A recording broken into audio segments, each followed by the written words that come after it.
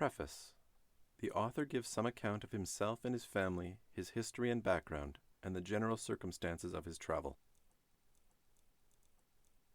My father was a family physician in Calgary, Alberta, Canada. My mother, to my great fortune, was a stay-at-home mom who took care of me, my younger brother, and two older sisters. Determined to provide for me, but avoid inducing a sluggish work ethic, sloth, or poor attitude common to those of privilege, they enrolled me in public schools, provided me with a small allowance, and supported my academic endeavors through university. I maintained above-average grades and received several scholarships to attend post-secondary institutions. I elected to attend McGill University in Montreal to pursue my interest in global politics, geography, and history. Endowed with a natural linguistic capacity, I also took a few courses in various languages to further the bilingual abilities I had picked up during my grade schooling. My early employment was a far from atypical mix of retail, selling marked-up goods out of an ordinary run-of-the-mill shopping center. It would not be fair to my former employers to share the name of their enterprises, lest judgment befall them for any of my choices or actions.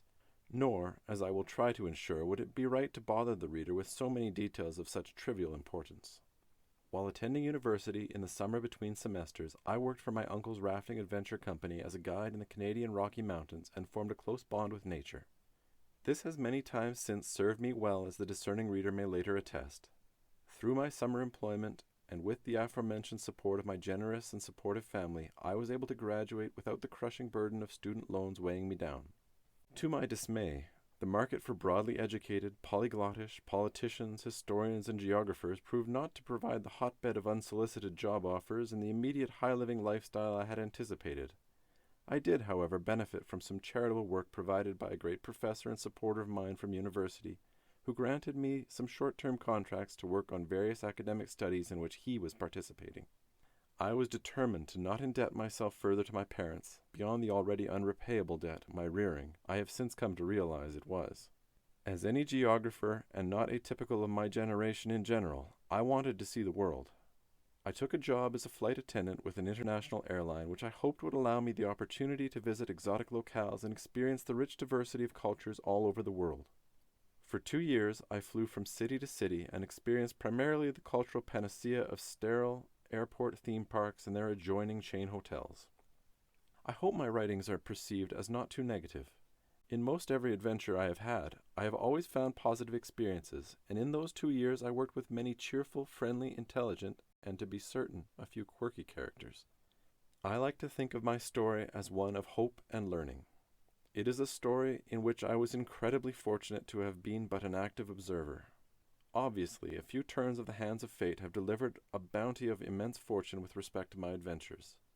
This has allowed me to overcome some significant hardship, to live a life more akin to that which I had naively expected. At the time, I considered my story to be a frustrating disappointment, and at the beginning of my more unique adventures, I found myself without any significant attachment. I had some pet fishes, overgrown feeder fish, but nothing that truly required regular attention. I rented a small apartment and basically lived out of a rollerboard. I didn't appreciate the detached nomadic lifestyle I had unintentionally carved out for myself at the time, but I now consider it fortuitous that I had few responsibilities that I could, and most certainly would have failed in absentia.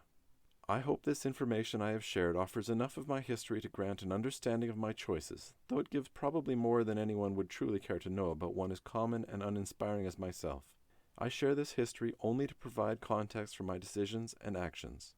Whether they are considered wise or foolish, they are the sum of my experiences in nature. One can only be true to oneself. The world may judge as they wish.